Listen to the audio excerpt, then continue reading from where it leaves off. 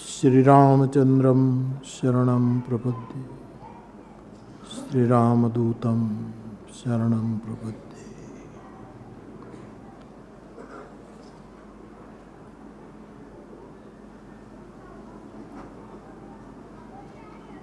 श्री हनुमानजी महाराजनी कृपाथी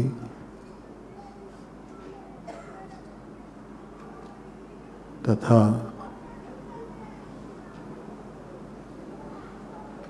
અમારું મૂળ સમાધિ સ્થાન સેંજળ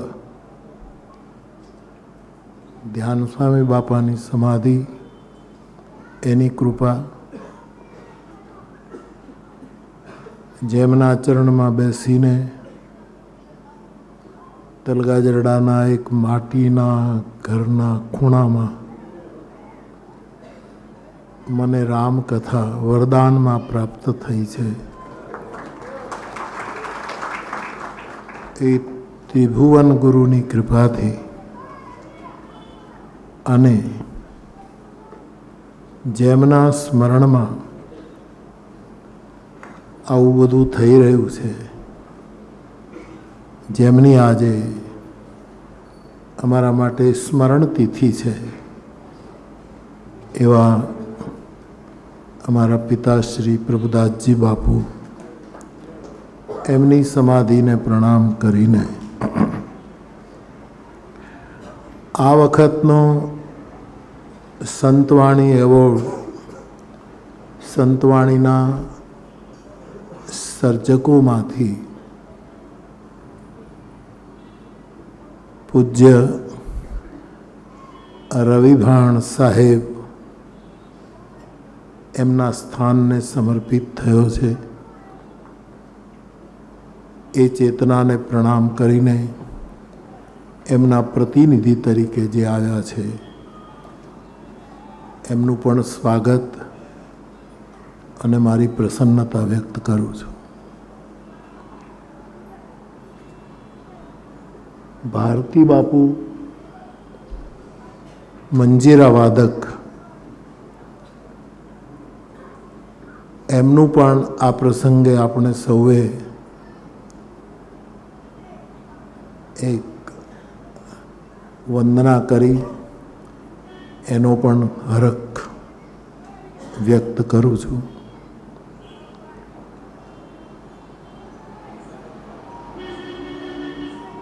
બેન્જો વાદક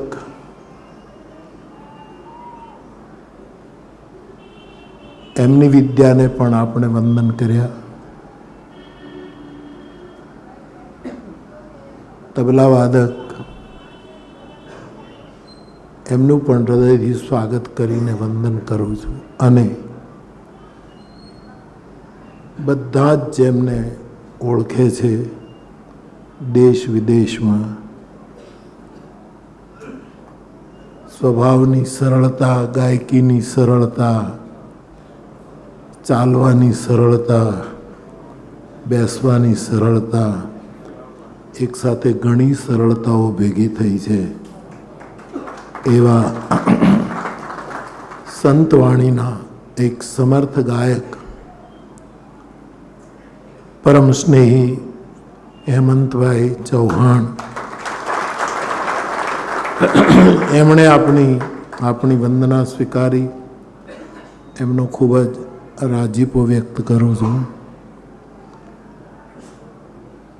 આ દિવસે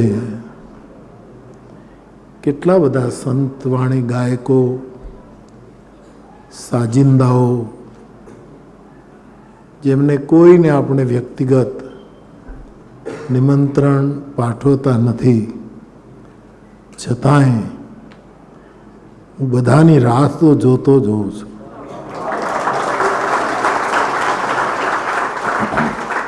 અને તેથી લગભગ બધા જ પોતાનું માનીને અહીં એમને ગાવાનો અવસર મળે, વગાડવાનો અવસર મળે, ન મળે તો પણ એમની હાજરી જ મને આનંદિત કરે છે. એ બધા જ સંગીતની પોતપોતાની વિધાના ઉપાસકો સાધકો એ બધાનું સ્વાગત કરું છું. અમારા સમાજના પૂજની સંતો મહંતશ્રીઓ એ પણ આ સ્થાન ઉપર અને મારા ઉપર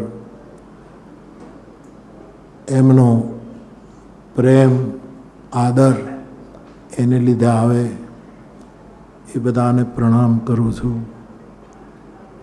અને બાકીના સૌ ભાઈ બહેનો સંતવાણી પ્રેમી, કથા પ્રેમી, લોકસંગીતના પ્રેમી, આપ સૌ પધારો છો. આપ સૌનું સ્વાગત. થોડા વર્ષોથી સંતવાણી એવોર્ડ અપાય રાત્રે એના પહેલા સંધ્યા સમયે ભજન ઉપર ભજન વિશે જેમણે વિચાર્યું હોય, સ્વાધ્યાય કર્યો હોય, ચિંતન કર્યું હોય એવા વિદ્વાનો દ્વારા, જાણતલો દ્વારા અહીં આપણે સાંજે 3 થી 6ની એક બેઠક કરતા હોઈએ છીએ. એમાં રોકડ સાહેબની અધ્યક્ષતામાં અથવા તો આપના સંચાલનમાં સૌપ્રથમ નાથ પરંપરા વિશે દર્શનાબહેને જે આપણને પોતાનું અભ્યાસપૂર્ણ, સ્વાધ્યાયપૂર્ણ વક્તવ્ય આપ્યું. આપણે બધા જ રાજી થયા.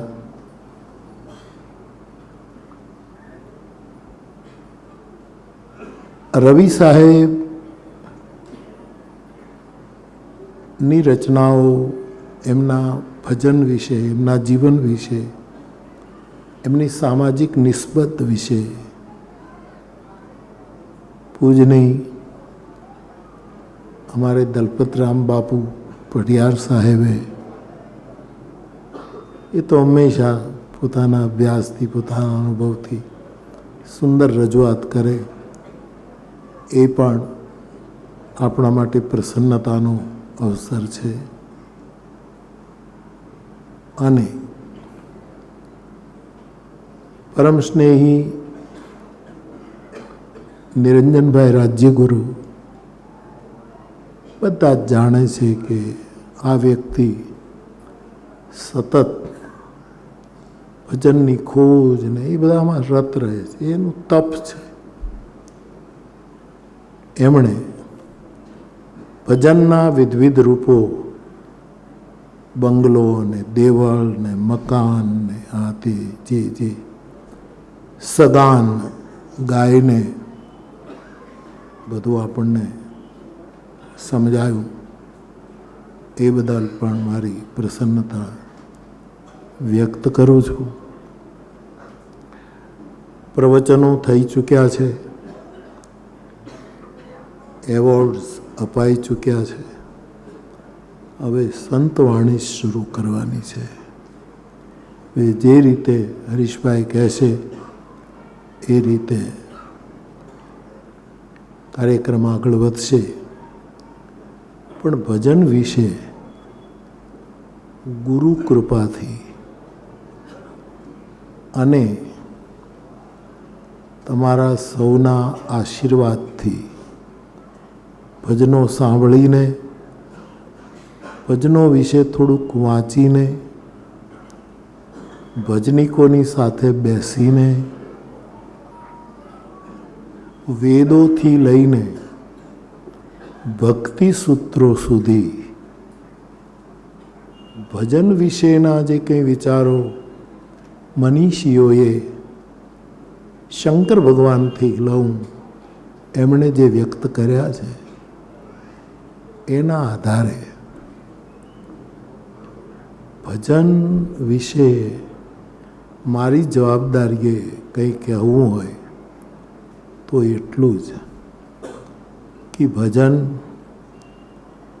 સગુણ પણ છે અને ભજન નિર્ગુણ પણ છે.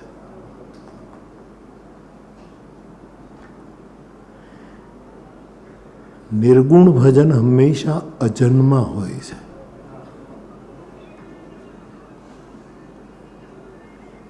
એને પ્રગટવાનું કોઈ કાર્યકારણ સિદ્ધાંત નથી હોતો. એ ક્યાંક પ્રગટી જાય છે, અજન્મા છે. અને સગુણ ભજન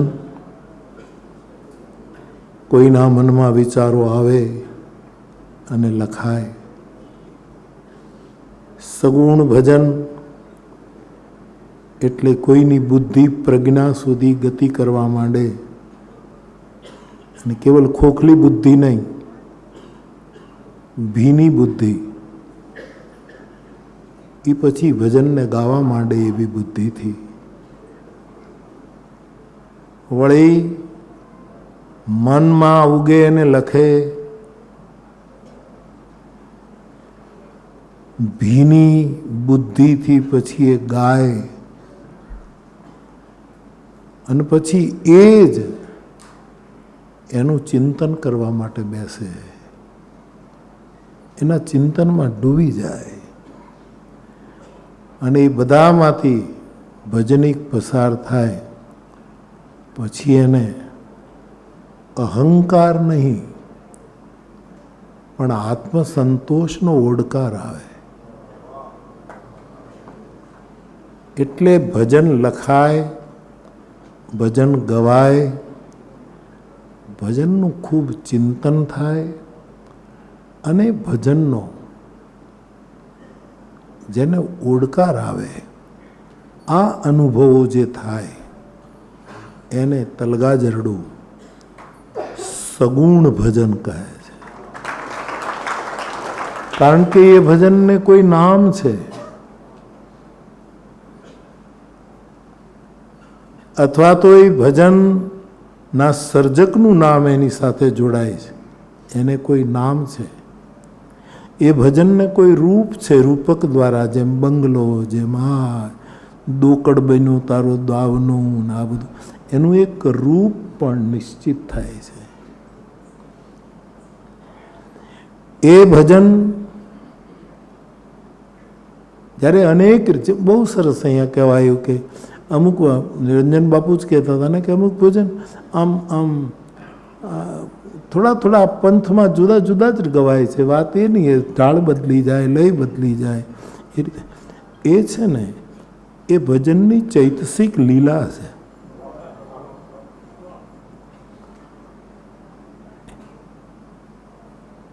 ભજનનું કોઈ નામ છે, ગાયકનું નામ, સર્જકનું નામ નામાચરણમાં આવે. ભજનનું એક રૂપ છે, જૈસે રૂપકોમાં ભજનો આપ, એનું ભજન સગુણને ચાર જ લાગુ પડે, નામ, રૂપ, લીલા ને ધામ, આ ચાર જ લાગુ પડે. અને એ જુદી જુદી રીતે ગવાય, એનો ચૈતસિક લીલા છે, એ ભજન ક્રીડા છે. ચૈતસિક પ્રદેશમાં જેમ રામ કૌશલ્યાના આંગણમાં ઠુમક ચલત રામચંદ્ર હોય, જેમ ભગવાન શિવ કૈલાસ ધામ પર એને મોજ આવે ત્યારે સૌમ્ય નર્તન કરે, ભગવાન કૃષ્ણ એને મોજ આવે ત્યારે નંદના આંગણામાં મયુરોની, આ બધી શાસ્ત્રી ધારા છે, મયુરોની સાથે નૃત્ય કરે, એની ક્રીડા છે.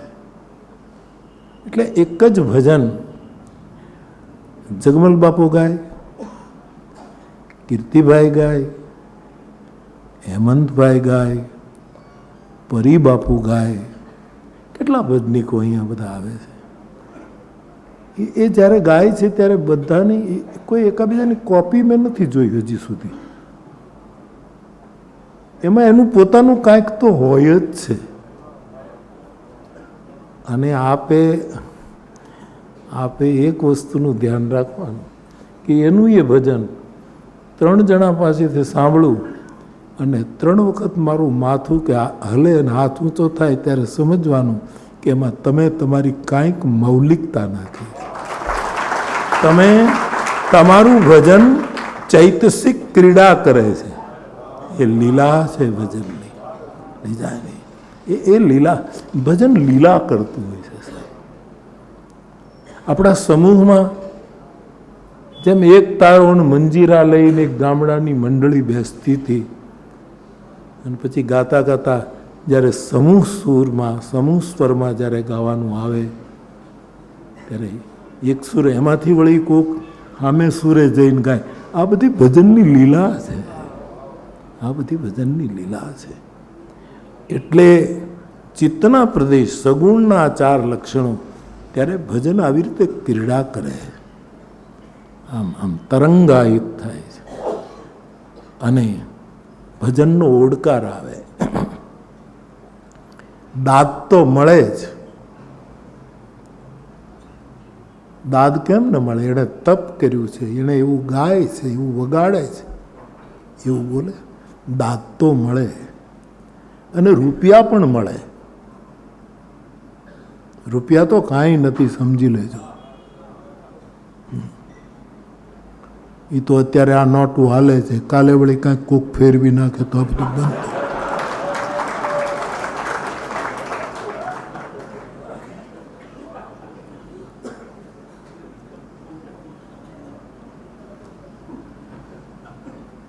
દાદમાં તો આપણે એક કૃષ્ણનું પદ હેમંતભાઈ ગાતો હોય અને કૃષ્ણની અંદર ડૂબી જાય પોતાની ગાયકીથી, ત્યારે એનામાં કૃષ્ણમાં જાજો ફરક નથી હોતો.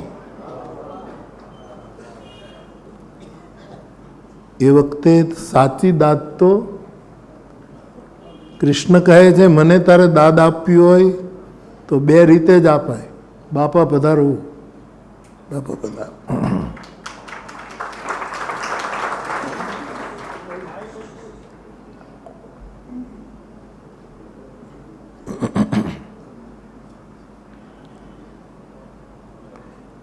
આપણે દાદ આપીએ છીએ, તાળીઓ પાડીએ ત્યારે 2 હાથે તાળીઓ પાડીએ છીએ.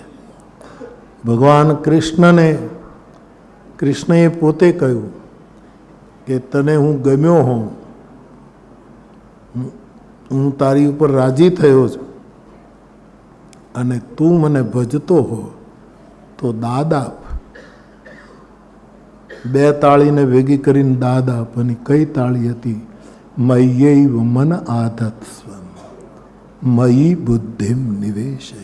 તારી બુદ્ધિ અને મનથી તું મને દાદ આપ. હવે આપણી બુદ્ધિ દાદ આપવા જેવી રહી નથી, ફરિયાદી થઈ ગઈ છે. આપણું મન પણ એટલું બધું સમજતું નથી. આપણી પાસે રહ્યા રૂપિયા, અને એ પણ એ અર્થમાં રૂપિયા અપાય છે કે તમારામાં જે વિદ્યા અને કળા ઉતરી છે એની સામે આ કાગળની કોઈ કિંમત નથી. હું તો મારા બધા જ કલાકારો, આ જુદી જુદી વિદ્યાના ઉપાસકોનો બહુ જ પક્ષપાતી માણસો છું.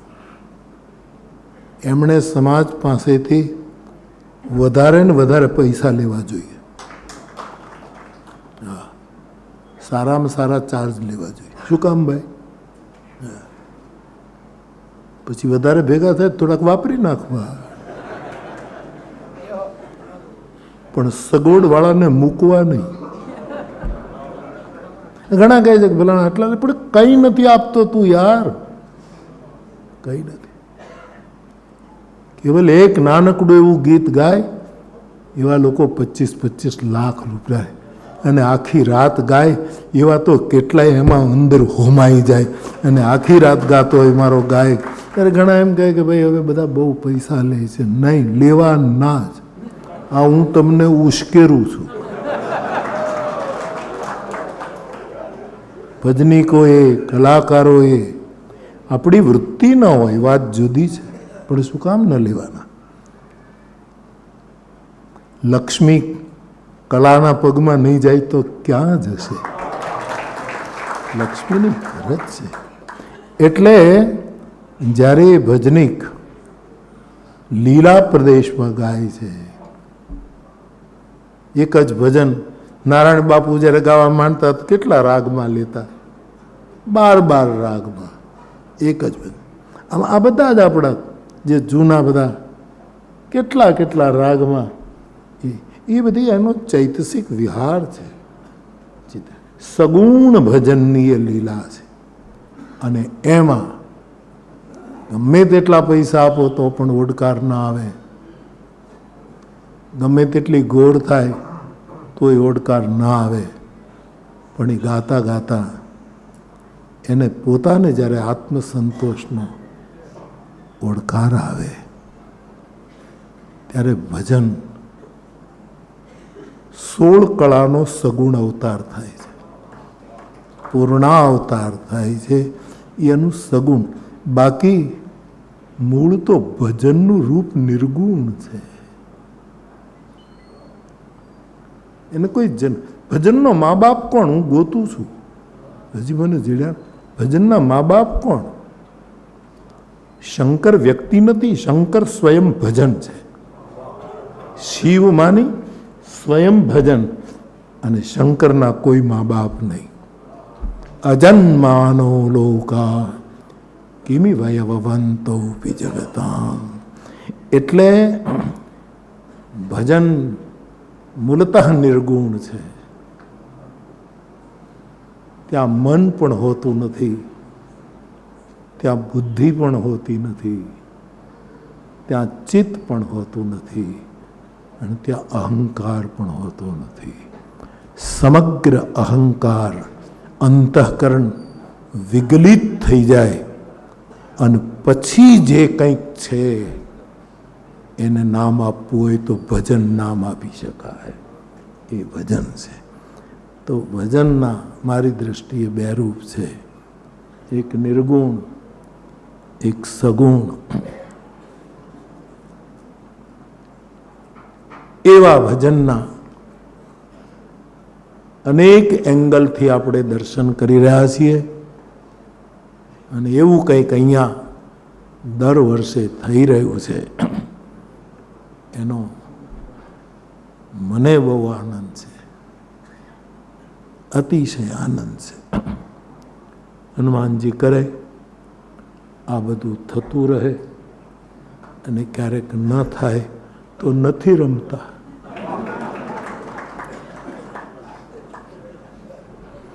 પણ થતું રહે છે, કારણ કે મારી ખૂબ જ પ્રસન્નતા વ્યક્ત કરું છું. ઔપચારિકતા નથી, અહીંયા આપ આવો છો એટલે બોલવું પડે એવું નથી. મારી ખૂબ જ પ્રસન્નતા. અને ભજન મેં હમણાં ઉત્તર કાશીની કથામાં કહેતો હતો કે ગુજરાતમાં રહે ને એને આપણે ગુજરાતી કહીએ છીએ. કાશ્મીરના હોય એમ કહે કે હું કાશ્મીરી છું, રાજસ્થાનનો માણસ એમ કહે કે હું રાજસ્થાની છું, બિહારનો માણસ કહે કે હું બિહારી છું. ભજન તો પરમાર્થ છે. જે પરમાર્થમાં જીવતો હોય ને એ જ કહી શકે હું પરમાર્થી છું. ગુજરાતની બધી જ વસ્તુનો જાણતલ હું ગુજરાતી છું એમ કહે એમ ભજનનો ભજન એટલે ચોખ્ખું પરમાર્થ છે સાહેબ. શુદ્ધ પરમાર્થ એટલે ભજન, વિશુદ્ધ પરમાર્થ. અને પરમાર્થ એટલે રામ બ્રહ્મ પરમાર્થ રૂપ પરમાર્થ. અને હું ને તમે આપણા સરનામાં સ્વાર્થ છે, પરમાર્થ ક્યાં છે? આપણો મૂલક કયો? સ્વાર્થ. આપણું એડ્રેસ કયું? એટલે આપણે બધા જેમ ગુજરાતમાં હોઈએ તો ગુજરાત, એમ સ્વાર્થમાં રહેનારા આપણે બધા સ્વાર્થી, પરમાર્થમાં રહેનારા એ બધા પરમાર્થી. આ તો પરમાર્થનો પ્રદેશ છે સાહેબ. આ બધા ભજન ગાય સંભળાવે એમાં એને વચ્ચે વચ્ચે 1 મિનિટે મોજ આવે ત્યારે એ પરમાર્થનો નાગરિક બની જાય. એટલી ઘડી માટે પરમાર્થનો નાગરિક. બાકી તો આખી દુનિયામાં બધું સ્વાર્થ જ છે. એક બેનનો પતિ ગુજરી ગયો, ઈસાઈ હતી. એને એમ થયું કે મારા પતિની કબર ઉપર એક સરસ આરસની એક તકતી લગાડું, બોર્ડર કરાવીને લગાડું, એવી એને ઈચ્છા થઈ. એ તકતી તૈયાર કરી અને ઉપર લખ્યું, લીવ ઇન પીસ. હવે તું શાંતિમાં જીવ, શાંતિથી જીવ. કે ગુજરી ગયો આદમી. Leave in piece. પેલા જેણે તકતી બનાવી હતી એનો ફોન આવ્યો કે લઈ જાઓ, તૈયાર છે. લેવા ગઈ. એના પહેલાં એનો વિચાર થયો કે મારા પતિએ જે વ્હીલ બનાવ્યું છે એ તો હું જોતી જાઉં કે એને કોને શું શું આપ્યું છે.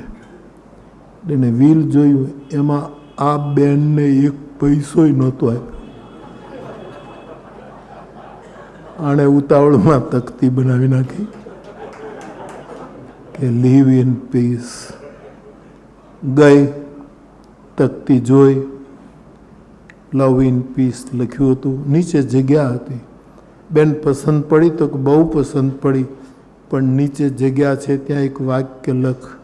શું કે ઉપર તો મેં કીધું તું એ લખ્યું તમે, હવે હું કહું એ બીજું લખ. Leave in peace until I come. હું જ્યાં સુધીમાં આવું ને ત્યાં સુધી તું શાંતિમાં જીવ, બાકી હમણાં આવ્યો